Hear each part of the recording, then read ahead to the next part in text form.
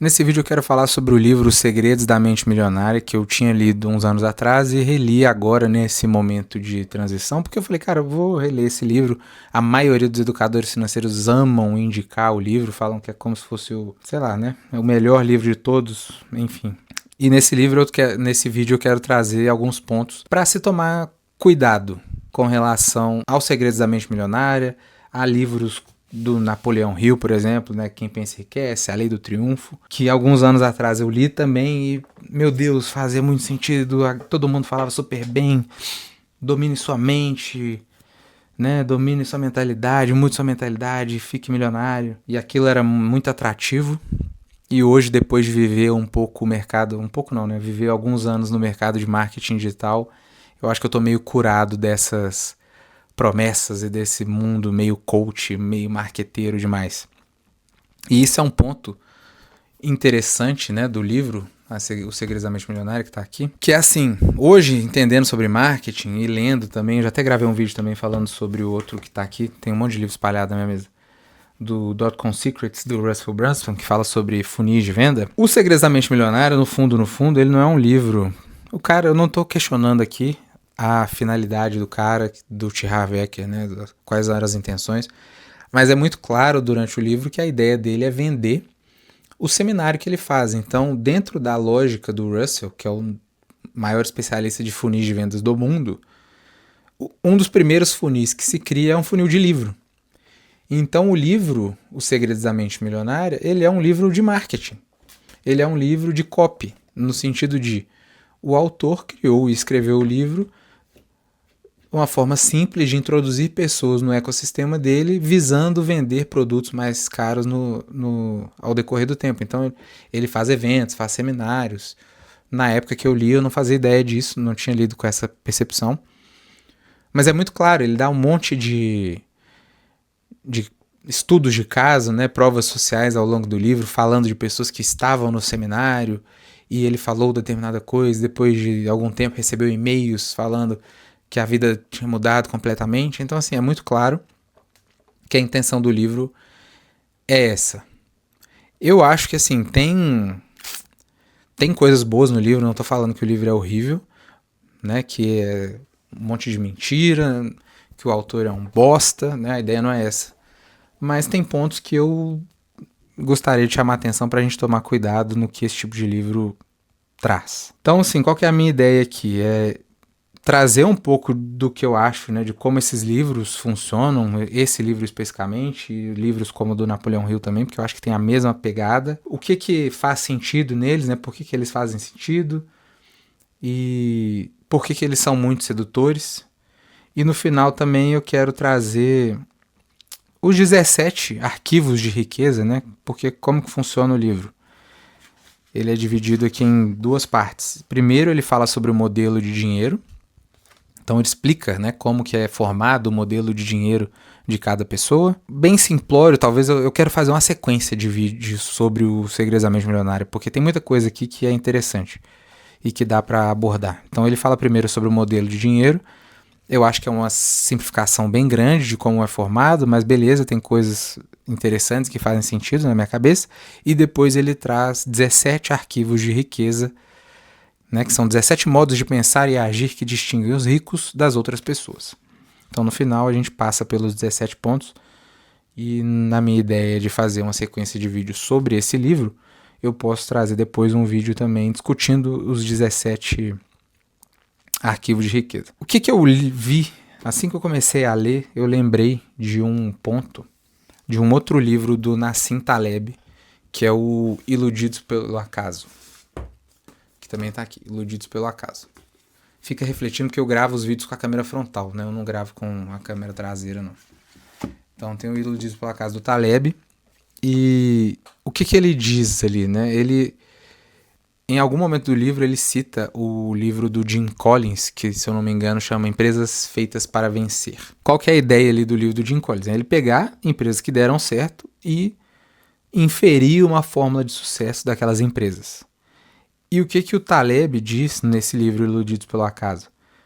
Que várias empresas que ele usa como exemplo no livro quebraram alguns anos depois. Qual que é a ideia do Taleb? Eu gosto demais do Taleb. Taleb e Daniel Kahneman, porque eles trazem essa visão diferente de pensar, não é simples, tem muito viés. Então quem nunca leu Taleb, leia. Quem nunca leu Rápido e Devagar, leia, porque vai mudar a sua forma de pensar, a sua forma de tomar decisão. Então o que ele traz de central a partir disso? Né? A gente está constantemente confundindo sorte com habilidade. Então a gente tenta, né, definir aquelas empresas ou sucesso financeiro, no caso do Segredos da Mente Milionária, e traduzir, encontrar habilidades em casos que podem ser sorte. A gente começa, né, tem isso de criar narrativas depois do fato. Então, se as empresas venceram, foi por causa disso, né? Então, você analisar em retrospectiva o que aquela empresa fez para ter sucesso, tentando trazer causalidade, né? Encontrar causalidade nas coisas. Quando na prática, muito sucesso pode ser aleatório, não replicável. São, cara, empresa, negócios, são, né, tem tantas variáveis. Então, assim, os caras tentam trazer uma simplificação, uma fórmula mágica para algo que é impossível, mas é muito atraente, né? Quais são os princípios das empresas de sucesso?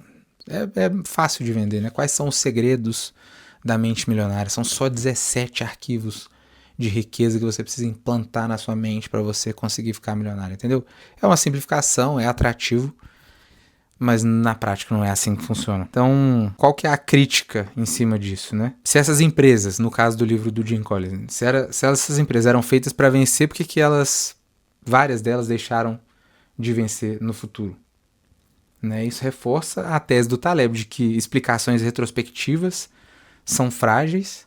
Ele fala muito da incapacidade que a gente tem de prever o futuro, e depois que acontece, as pessoas tentam criar uma teoria em cima que explica a coisa, mas elas não conseguiam prever. E aí, a partir disso, você acha que vai conseguir explicar. Entende? Enfim, são coisas às vezes mais complexas que, lendo o livro, eu também quero ler e trazer depois os livros do Taleb aqui pro canal, né? E outra coisa que ele traz é o mundo real tem muito mais aleatoriedade do que parece. Então, assim, o Taleb e eu também, né, fazendo esse vídeo, a minha intenção não é quem sou eu, de vir aqui falar que o T. Harv Eker é burro, que o Jim Collins é burro, né? Que o livro é inútil, que não tem nada que presta ali, que, enfim, que o cara escreveu um monte de bobagem. Na verdade, é trazer um ponto a mais pro raciocínio. Colocar uma camada a mais de análise crítica em cima desse raciocínio, né? Então, assim, o que eles fazem, né? Estão selecionando vencedores, olhando para trás, construindo causalidade onde pode ter sorte, e a simplificação de um sistema extremamente complexo de variáveis infinitas. É isso que esses livros tentam fazer, certo? Isso o mercado digital também é ótimo em fazer, e eu trago esse exemplo porque foi onde eu trabalhei e vivenciei nos últimos anos. Eu já falei isso em outros vídeos.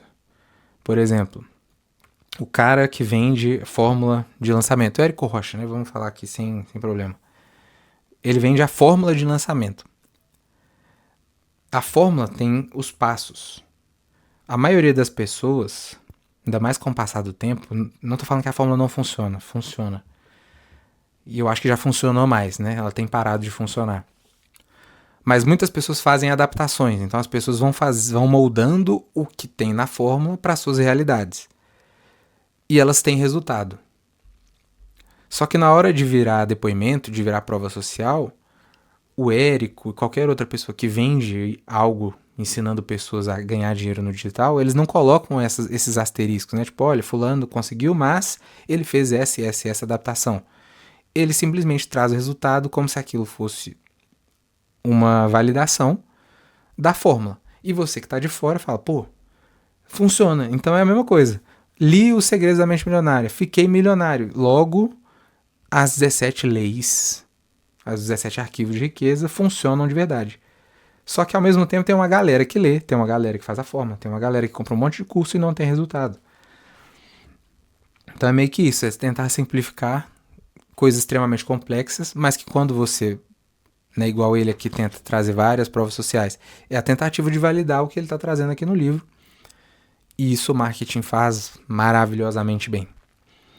Né? Então, olha o resultado que deu certo, copia esse modelo e é isso. Mas eles ignoram timing, ignoram contexto, ignoram sorte, ignoram a sobrevivência dos poucos que deram certo, né? Não contando o caso das pessoas que tentaram e morreram ao longo do caminho. Então, quais são as 3 coisas que normalmente, na minha visão, esses livros erram? A primeira coisa, eles só vão analisar os vencedores, né? Só olha para quem ficou rico, ignora quem fez a mesma coisa e não conseguiu. Eles criam uma narrativa coerente, né? Então, pessoas ricas pensam assim, pessoas pobres pensam assado. Parece lógico, tem lógica, né, em algumas coisas, mas é uma análise pós-fato. E confundem muito causa com consequência. Então esse é o ponto para mim mais importante. Né? Será que a pessoa ficou rica porque ela fez isso? Ou ela faz isso porque ficou rica? E aí tem exemplos muito claros de... Até já vi podcast dessa galera do digital, pessoas muito ricas, o próprio Flávio Augusto falando que às vezes a galera... Porque o povo gosta muito desse tipo de... Né? Quais são as coisas que você fez pra ficar milionário? A maioria das vezes é trabalhar, é sentar a bunda na cadeira e fazer, é ir pra rua e vender. Então, assim, os caras mais coerentes que eu vejo falam isso. Né? E às vezes o pessoal vê hoje o cara fazendo banheiro de gelo, o cara meditando, o cara fazendo várias coisas pra saúde física, né? E acha, não, então é isso, né? Então tem que fazer banheiro de gelo, tem que tomar banho gelado 6 horas da manhã, acordar cedo, meditar, é um monte de coisa e a galera começa a empilhar, né? E eles falam sobre isso. Fala, cara, na minha época que eu tava construindo, eu não tinha condições de fazer isso, não tinha tempo, eu tinha tempo de trabalhar, não dava pra ficar tomando muita conta da minha saúde, o que é algo que eu não faço, eu prefiro abrir mão do crescimento um pouco mais rápido, né? Demorar um pouco mais e ir fazendo, mas são escolhas. Entende? Mas é aquela coisa, o cara não ficou rico porque ele faz banheira de gelo, ou porque ele medita, ou porque ele é muito consciente com relação à sua saúde. Ele faz isso hoje porque ele ficou rico e ele tem tempo de fazer uma cacetada de coisa hoje, porque ele já tem dinheiro pra caramba. Entende? Então, muitas das vezes, alguns pensamentos aqui são pensamentos que são desenvolvidos ao longo do processo de ficar rico. Mas que, na hora que você vai entrevistar o cara que é rico, ele fala que é isso que é assim que ele pensa. Só que aquele pensamento é desenvolvido ao longo da trajetória. Então, você que não é, você fala, não, eu tenho que desenvolver essa mentalidade específica para conseguir ficar rico. Consegue entender qual que é o problema? De confundir a causa com consequência. Em alguns casos, eu acho que tem muita coisa aqui que faz sentido. Então, isso é uma coisa que o Taleb também fala muito, né? As pessoas às vezes olham para o resultado, olham para a coisa que aconteceu, para o fato, e tenta inventar uma explicação, tenta encontrar explicações olhando para trás. E ele também fala, né, de nem toda correlação indica causalidade. Então, essas são coisas muito complexas. Então, assim, toma cuidado realmente com tentativas de simplificar demais coisas que são extremamente complexas. Dinheiro, mente humana, comportamento humano são coisas muito complexas. Então, assim, onde que eu acho que o livro acerta bem e que eu realmente acho que tem um ponto ali, ele fala bastante, né, de que a mentalidade influencia o comportamento influencia as decisões e as decisões influenciam os resultados. Eu acho que é exatamente isso. Eu acho que esse é o ponto. A forma como ele diz que, né, a solução para você mudar o princípio lá, que é a mentalidade, é que eu acho que é simples demais e que não é bem assim. Entende? Tem coisas legais, de novo, que podem ajudar, mas não pense que você vai ler o livro e vai ter os arquivos que você vai instalar na sua cabeça para ficar milionário, entende? Não é isso. Né? Então é isso. O que ele simplifica demais e que ele ignora? Possíveis sortes no caminho, contextos, timing, ignora a simetria, né? O jogo não é igual para todo mundo, não tem como. As circunstâncias de vida das pessoas são diferentes. Então é isso, não tem como você trazer uma lógica baseada, né, nessa tentativa de encontrar um padrão quando tem essa simetria de partida, de ponto de partida. Então, no final das contas, assim, o que eu acho é esses livros, a gente pode dizer que eles conseguem explicar como alguns milionários pensam, mas não como alguém se torna milionário. E aí que é o problema, né? O problema é o excesso de simplificação das coisas, né? Que aí cria esse ciclo, né? No digital é muito comum, a pessoa segue uma fórmula, segue um curso, não funciona, se frustra, acha que o problema é ela, tenta outra fórmula. E aí, até fazendo um parênteses aqui, eu vi esses dias um vídeo de uma outra educadora financeira chamada Jéssica Campara, se eu não estou enganado, fala de finanças comportamentais. Ela estava fazendo análise de um vídeo do Pablo Marçal numa entrevista com o Primo Pobre, que o Marçal estava dizendo que o Barsi, para quem não sabe, o Barsi é o maior investidor pessoa física do Brasil. O cara ganha R$1 milhão de dividendos por dia. Então tem R$1 milhão pingando na conta dele por dia. E ele estava falando que o Barsi é um cara escasso porque ele vive uma vida simples e que ele tem a escassez. Eu acho que no fundo esses caras e esses livros eles tentam colocar, e eu acho que é aí que fica mal, sabe? É como se fosse uma questão moral. Ele coloca a pessoa, é como se ele estivesse olhando o Barsi, um cara foda, de cima, sabe assim?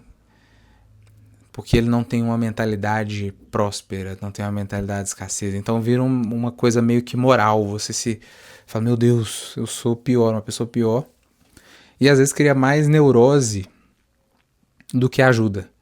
Porque você fica se questionando, fala, meu Deus, será que eu tenho a mentalidade próspera? Se eu tenho... E é meio que... É isso, sabe? O próprio Primo Pobre fala, mas o que o Barsi teria que fazer para ele ser considerado, segundo as suas medidas, um cara de mentalidade próspera? E o Marçal meio que sai pela tangente e fala, não, eu não cuido da minha vida. Então ele fala, ele aponta esse problema, né, de mentalidade, mas não diz também como o cara vai ter que resolver, né, o que ele teria que fazer para resolver. Então, para mim, esse é um problema, essa questão às vezes que é foco demais também no material, foco demais em pensar grande demais, enfim. Para mim, a visão, até para finalizar o vídeo, a grande questão de cada um, e eu falei que ia falar dos 17 arquivos, mas acho que o vídeo vai ficar longo demais, eu faço um separado depois, comentando cada um dos 17.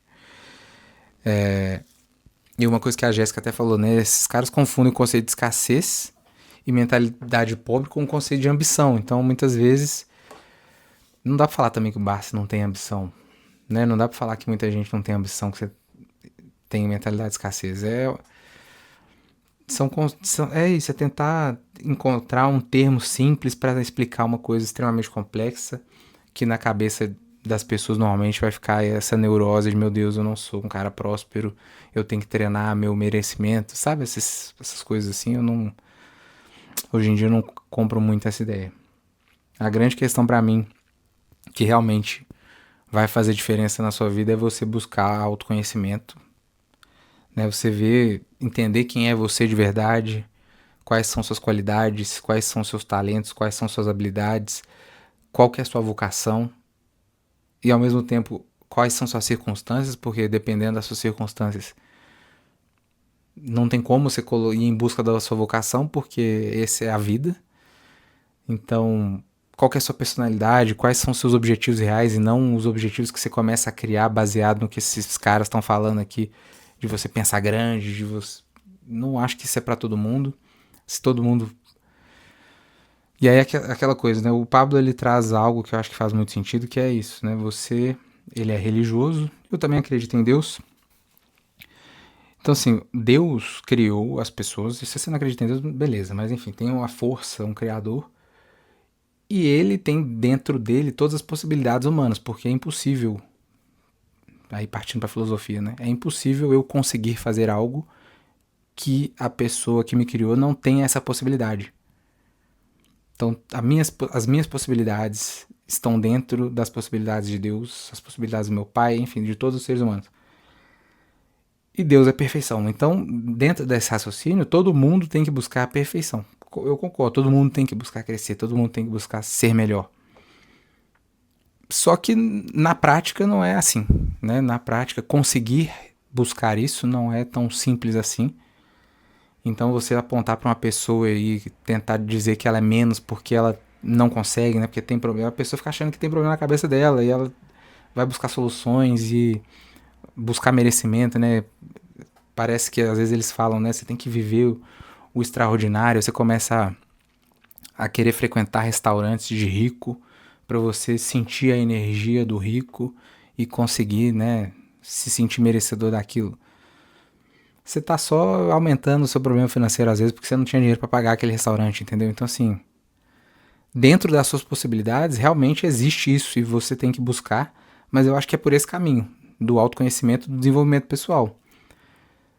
Dentro da sua personalidade, a personalidade não é todo mundo que é igual o Pablo Marçal, que tem essa personalidade de ir pra cima. O cara é brutalmente.